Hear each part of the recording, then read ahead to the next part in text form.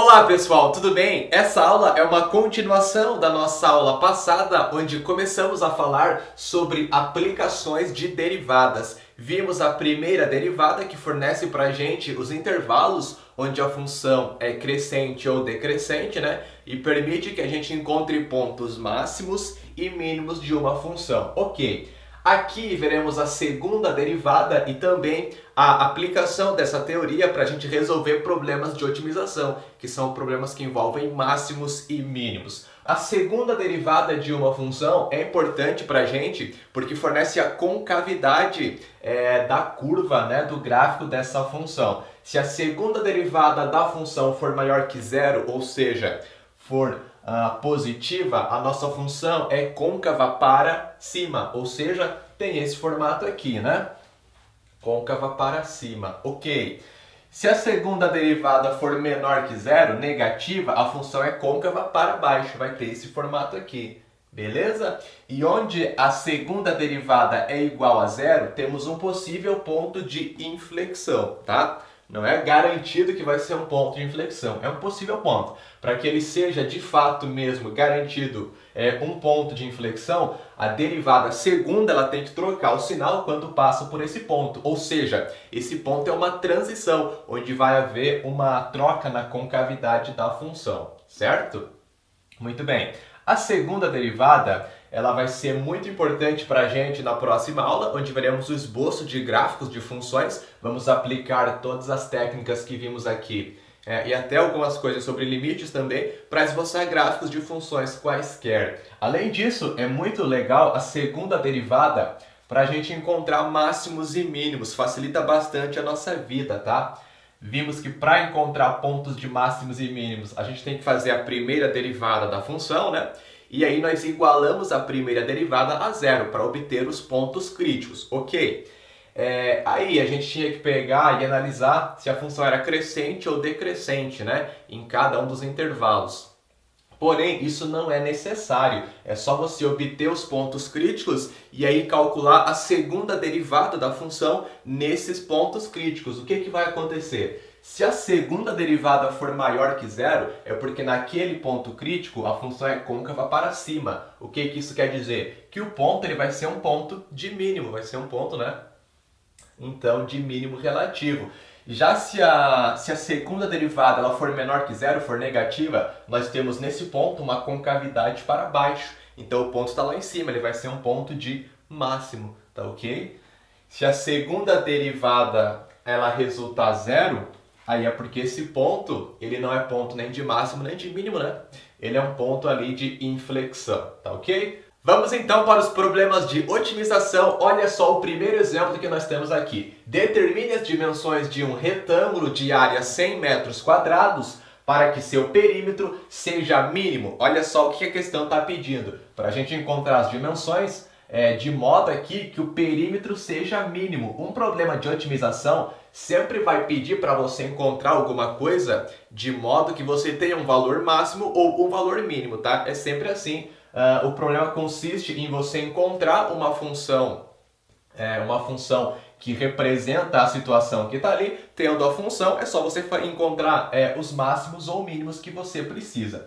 Então, nesse caso aqui, a gente vai ter que modelar essa situação. O primeiro passo é você interpretar a situação para encontrar a tua função, tá? Então, aqui, o que acontece? Temos um retângulo, certo?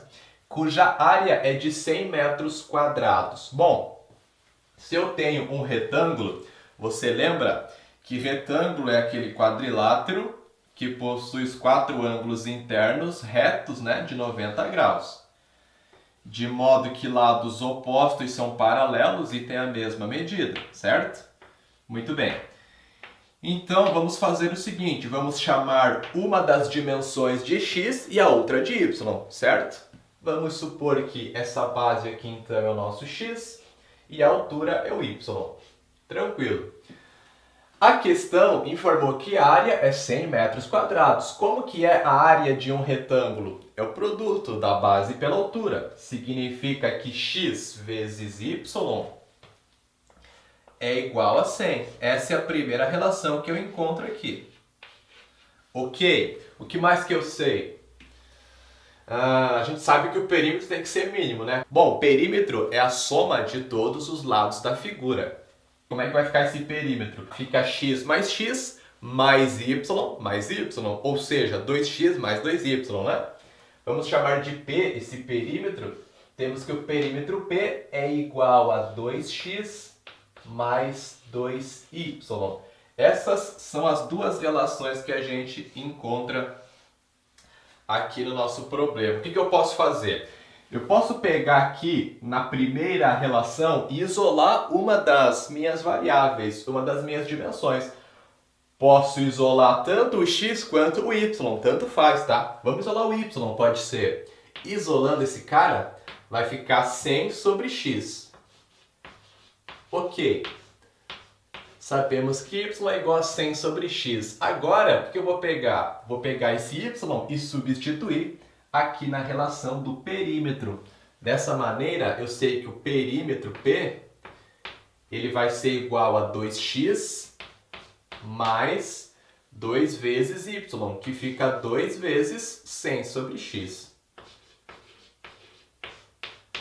2 vezes 100 dá 200. Isso aqui é 2x mais 200 sobre x. Olha o que a gente acabou de encontrar aqui. Uma função, porque há uma relação de dependência entre duas variáveis, certo? O p ele está em função aqui do x, ele depende apenas do x. Então eu tenho o perímetro em função da medida de uma das dimensões, que é o x. O que eu quero que aconteça? Eu quero que esse perímetro seja mínimo.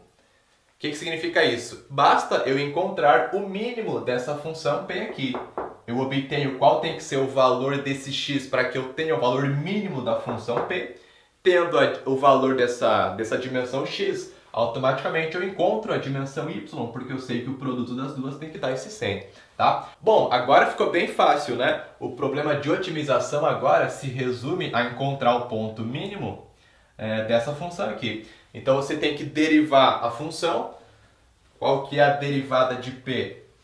P' vai ser igual, derivada de 2x fica 2, e a derivada de 200 sobre x, como é que vai ficar? Bom, primeiro, é legal eu escrever esse 200 sobre x da seguinte maneira. É 200 que multiplica x elevado a menos 1, certo? Você inverte essa fração aqui, 1 sobre x, que está multiplicando 200, fica x na menos 1. Portanto, essa derivada vai ser menos 1 vezes 200, que dá menos 200, que multiplica x na menos 2. Eu desconto uma unidade desse expoente, né? Passa o expoente multiplicando e desconta uma unidade lá do expoente. Então fica menos 200 vezes x na menos 2, que é menos 200 sobre x ao quadrado. Ok, o que eu preciso agora? Preciso encontrar os pontos críticos, que são os candidatos a pontos de máximo ou mínimo. Para isso, preciso fazer a minha primeira derivada, ou seja, P' ser igual a zero, certo? Vamos continuar aqui do lado. Para que P' seja igual a zero, 2 menos 200 sobre x² tem que ser igual a zero. Isolando esse 200 sobre x ao quadrado, ficamos com 2 igual a 200 sobre x². Você passa esse x² multiplicando, 2x² igual a 200. Dessa maneira, x² é igual a 100. Passa esse 2 dividindo, 200 para 2 fica 100. Maravilha! Se x² é igual a 100, x tem que ser quanto? Mais ou menos 10, ok?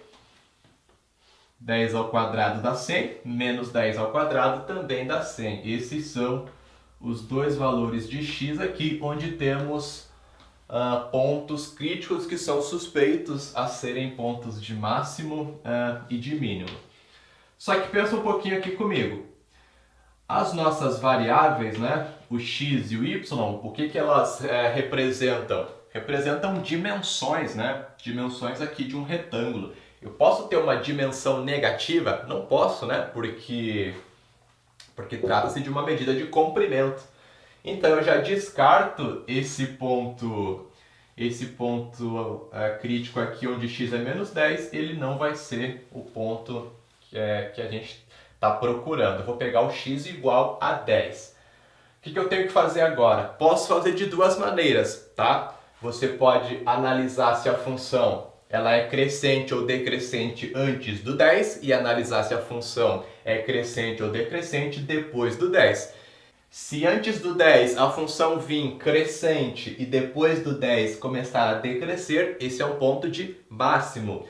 Se antes do 10 a função vem decrescente e depois do 10 começa a crescer, esse ponto é um ponto de mínimo. Mas existe um jeito mais fácil para eu encontrar isso sem ter que analisar o sinal da função. É só eu fazer a segunda derivada da função e calcular quanto é a segunda derivada para esse valor aqui. Como acabamos de ver anteriormente, a segunda derivada dá a concavidade da função, né? Pela concavidade eu sei se é um ponto de máximo ou de mínimo. Então vamos lá. Segunda derivada da função é eu pegar a função original, derivar ela uma vez e derivar de novo, certo? Portanto, eu pego aqui a derivada, que é 2 menos 200 sobre x², e derivo de novo. Eu vou encontrar a segunda derivada. P duas linhas de x, P duas linhas de x vai ficar quanto? P duas linhas de x, porque esse P está em função do x, né? Bom, esse 2 menos 200 sobre x² é a mesma coisa que 2 menos 200 que multiplica x elevado a menos 2, certo? Inverte esse 1 sobre x² que está multiplicando o menos 200. Agora a gente tem que derivar 2 menos 200 que multiplica x elevado a menos 2. Como que vai ficar? Bom, derivada de 2 é zero, derivada de uma constante. E derivando menos 200 vezes x elevado a menos 2, passa esse menos 2 multiplicando o menos 200, fica 400 positivo, e aí desconta uma unidade desse expoente do x. Fica x na menos 3, que é 1 sobre x ao cubo. Portanto, a segunda derivada é dada por 400 sobre x ao cubo. Calculo o valor da segunda derivada quando x é 10, que é o P duas linhas de 10, certo? Vou colocar aqui. P duas linhas de 10 vai ser igual a 400 sobre x ao cubo. 10 ao cubo, que é 1000. 10 vezes 10, 100. 100 vezes 10, 1000. Isso fica 4 sobre 10, que é 2/5. Porém, o valor aqui não importa pra gente. O que importa é o sinal dessa segunda derivada. 2/5 é um número positivo, certo? Portanto, a derivada ela é maior que zero. A segunda derivada é maior que zero. O que isso indica pra gente? Que a nossa curva ela tem a concavidade para cima, certo? A curva ela tá sim concavidade para cima, significa que nós temos um ponto que é de mínimo, tá? Então esse ponto aqui, onde x é igual a 10, é um ponto de mínimo da função. Se x tem que ser 10, qual tem que ser o valor do y? Bom, é só eu trocar o x por 10 nessa relação aqui, tá? Eu sei que x vezes y tem que dar 100. Se o x é 10, qual vai ser o meu y? 100 também, né? Desculpa, 10 também, né? Porque 10 vezes 10 vai dar esse 100. Aqui, então, encontramos que y tem que ser 10 também. 10 metros, né? Porque aqui a área está em metros quadrados. Cada dimensão dessa vai estar em metros. Y é igual a 10 metros. E o x a gente encontrou aqui antes, 10 metros também. Qual conclusão chegamos aqui? As dimensões devem ser 10 metros e 10 metros. Ou seja, esse retângulo, na verdade, é um quadrado cujo lado mede 10 metros, tá? Então, é um retângulo que vai ter área de 100 metros quadrados com o perímetro mínimo. Mais um exemplo, esse é um pouquinho mais difícil, olha só que bonito. Um agricultor deseja construir um reservatório cilíndrico fechado em cima com capacidade de 6.280 metros cúbicos. Sabendo que o preço da chapa de aço é de R$ 50 por metro quadrado e π é igual a 3,14, é para você aproximar o π fazendo ele 3,14, tá? Encontre o raio da base e a altura do reservatório, de modo que o custo na sua produção seja mínimo, né? E temos também que determinar qual será esse custo mínimo, ok? Muito bem. Então aqui você vai ter que lembrar lá da geometria espacial, né? Mais especificamente sobre os cilindros, tá? Se você tem alguma dúvida aqui, temos uma aula lá sobre geometria espacial no nosso canal, aqui no nosso site, sobre cilindros, tá? Você vai precisar lembrar qual é a fórmula do volume de um cilindro e a fórmula que dá a sua área total. Bom, o volume, ele é dado, vamos colocar aqui, volume é dado por área da base vezes altura. A área da base é π vezes raio ao quadrado, então fica πr quadrado vezes h. Esse é o volume de um cilindro de raio r e altura h, certo? E a sua área total, vamos chamar de A, é dada por 2π vezes r vezes h mais 2π vezes r ao quadrado. Como a questão fala que o reservatório é fechado em cima, eu vou ter que contar as duas bases, né? Então, fica 2 vezes πr quadrado, a área de uma base, vezes 2, já que as duas bases são iguais, né? Mais a área lateral, que é 2π r vezes h. Pronto, está aqui o volume e a área total de um cilindro de raio r e altura h. Muito bem. Quais informações nós temos sobre esse reservatório? A gente sabe que a capacidade dele é de 6.280 metros cúbicos. Capacidade é volume, certo? Você vai trocar o teu volume aqui por 6.280. Como é que vai ficar?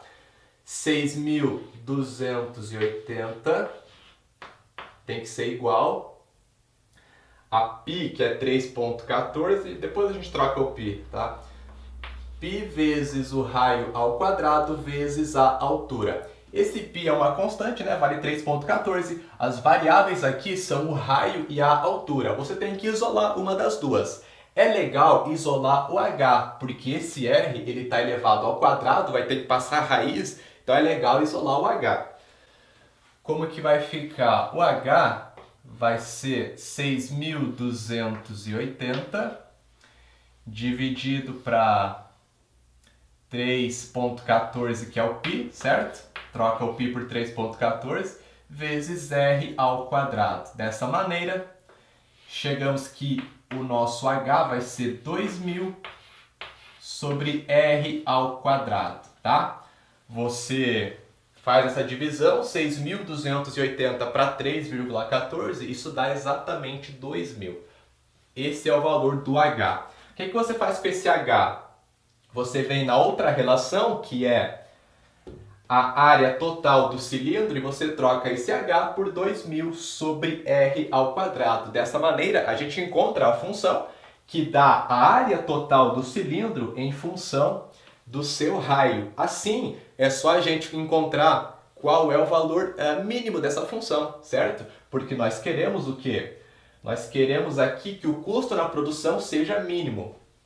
Para que o custo de produção seja mínimo, a área total do cilindro, que é a sua superfície, tem que ser a menor possível, porque ele vai gastar menos material para fazer, né? Então, olha só. Trocando o h por 2.000 sobre r quadrado, como que vai ficar? A é igual 2π vezes r vezes h. Isso fica 6,28, que é 2 vezes 3,14, né? 6,28 vezes R vezes o H, que vai ficar 2.000 sobre R ao quadrado. Isso aqui mais 2π vezes R quadrado. 6,28 vezes R quadrado. Ok. Vamos colocar aqui embaixo qual é a nossa área. Bom, 6,28, aqui é 2.000, não é 200, né? 6,28 vezes 2.000, isso vai resultar 12.560, certo? 12.560 sobre R, porque esse R aqui de cima vai simplificar como R ao quadrado lá de baixo, fica 12.560 aqui, né? 12.560 sobre R, mais 6,28 vezes R ao quadrado. Maravilha! Preciso determinar qual será o ponto mínimo dessa função. Vai ser a área total mínima, que é o que representa o custo mínimo para a sua produção, certo? Como que eu encontro os pontos de máximo ou mínimo de uma função? Tenho que fazer a primeira derivada dessa função e igualar a zero para encontrar os pontos críticos que são suspeitos a máximos e mínimos. Beleza? A linha vai ser igual 12.560 sobre R, é a mesma coisa que 12 que multiplica 12.560 que multiplica R na menos 1, ok? Portanto, a derivada é menos 12.560 sobre R ao quadrado. Porque esse menos 12.560 vai multiplicar R na menos 2, passa o R para baixo, fica R quadrado, ok? Mais 2 vezes 6,28, que dá 12,56, vezes R ao R na 1, né? R. Então tá aqui a derivada. Bom, temos agora que igualar essa derivada a zero. A linha igual a zero para a gente observar os possíveis pontos de máximos e mínimos, né? Que são os pontos críticos.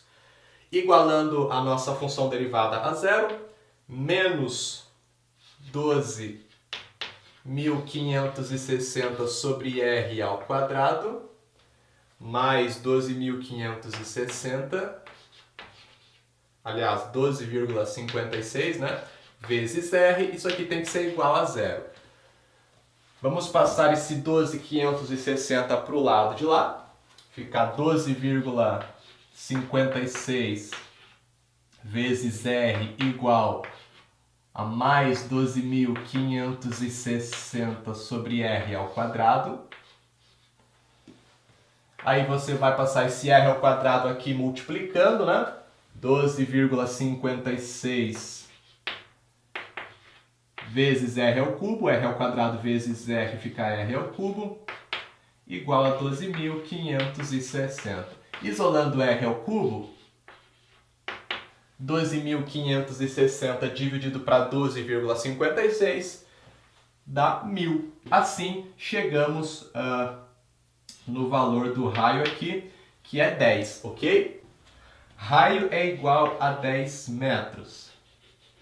Só toma cuidado, tá? Esse raio de 10 metros você não pode afirmar que é o valor que você precisa ali. Tem que conferir se esse raio 10 faz com que tenhamos um ponto de máximo ou de mínimo. Para isso, eu tenho que fazer a segunda derivada da função, né? É o A duas linhas e observar a concavidade nesse ponto aqui.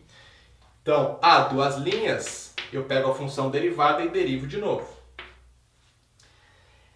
12,56 vezes R derivando fica 12,56. Maravilha! Esse menos 12.560 sobre R ao quadrado é a mesma coisa que menos 12.560 vezes R na menos 2.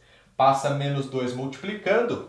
Menos 2 vezes menos 12.560, isso fica mais 25.000 25.120, tá? 25.120 sobre R ao cubo, porque fica 25.120 vezes R na menos 3, passa o R para baixo, então sobre R ao cubo. Muito bem. O que vai acontecer agora se o raio for 10 nessa segunda derivada? Você não precisa nem calcular qual vai ser o valor, tá? É só observar se vai ser positivo ou negativo, é isso que a gente tem que ver.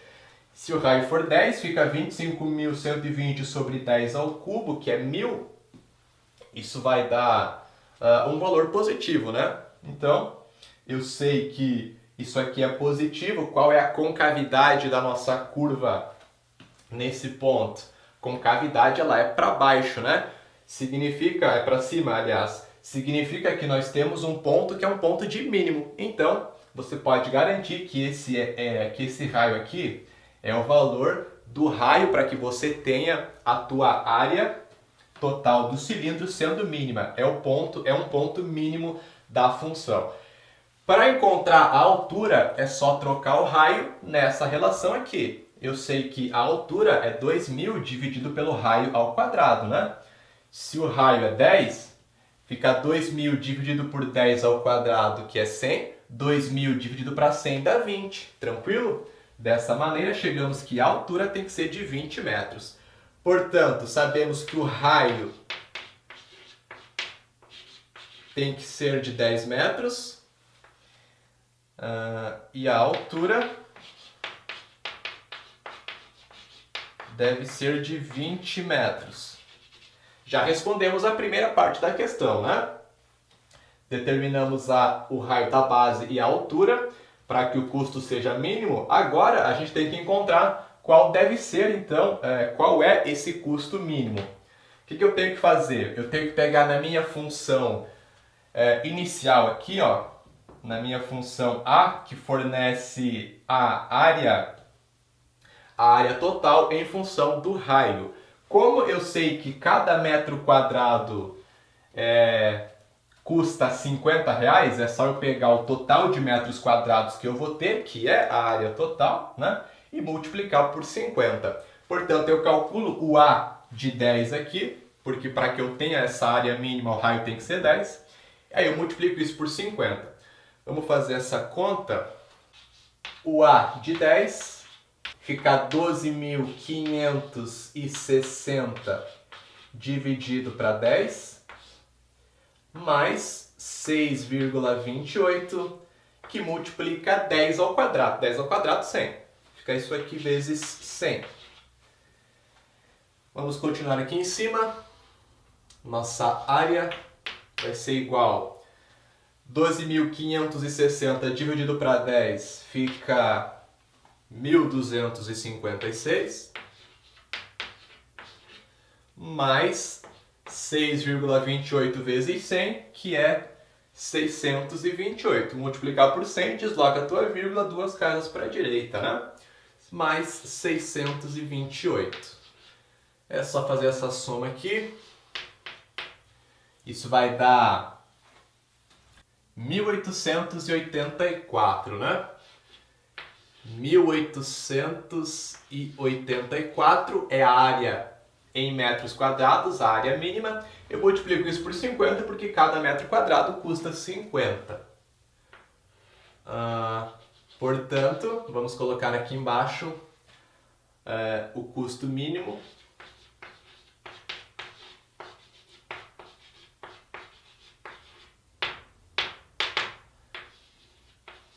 É de 1.884 vezes 50, que vai resultar 94.200.